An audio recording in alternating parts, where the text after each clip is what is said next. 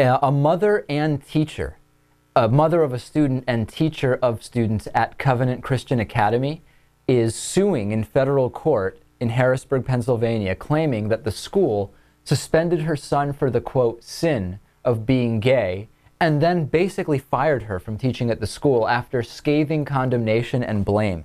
This is, if it's true, of course, Lewis, all of these things are just alleged, and we have no reason to think that there is any kind of anti-gay bias at Christian schools in the U.S. Not. No way. We would never assume that without looking at the facts.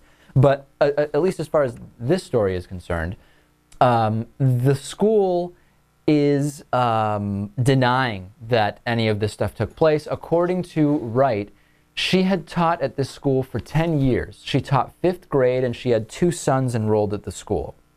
Now, recently, the oldest of the 2 sons announced his sexual orientation in a blog post. This was a couple of years ago.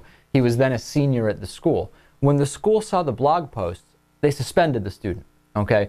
And the 2 parents were called in to meet with the school principal, and the school principal is named Gloria Sinelli, and Sinelli informed them that their son wouldn't be allowed back into the school until he, quote, renounced his sin.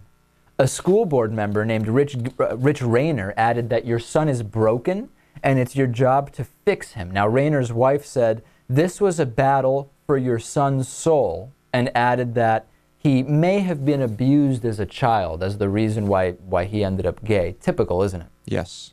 Very misinformed people. So Wright says that she and her husband advised the school that after consulting with a number of psychiatrists and psychologists and pediatric professionals, they came to the conclusion, rightly so, Lewis, that their son's sexual orientation was already determined, and not only would it not work to try to, quote, reprogram their son, it would be potentially harmful.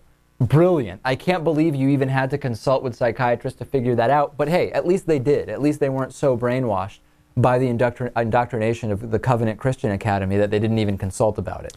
I think, honestly, it may have just been a legal issue that they consulted with them. That's probably the only reason. That who consulted with who?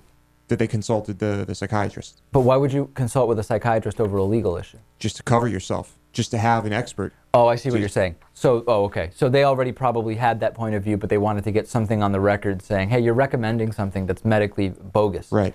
So the federal government, as you know, doesn't offer protection to gay people, first of all, as a blanket thing. And in 34 states, it's actually still legal to be fired for being gay. This appears to be the first time that someone would be fired for having a gay child. And if you've heard of other cases, please let me know about them, and we'll absolutely talk about them. This is exactly what we have to look forward to if the American Christian version of the Muslim Sharia law that American Christians are so adamantly against is enacted in this country.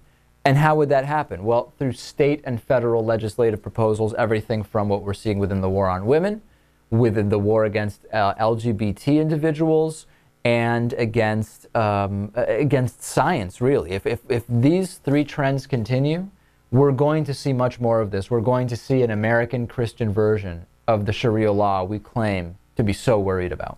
I think what's happening here is these people who would adopt this Christian Sharia law just feel a great amount of pressure to make sure that what's going on in society stops, that we stop leaning towards reason and logic and equal rights, because let's face it, I mean, it's a generational thing, and like we've discussed, the numbers prove that. And a lot of these ideas are dying out. It's desperation. They're in their last throes, and they're going to do anything to make sure that it stays. All right, well, we'll keep an eye on this and see how it continues.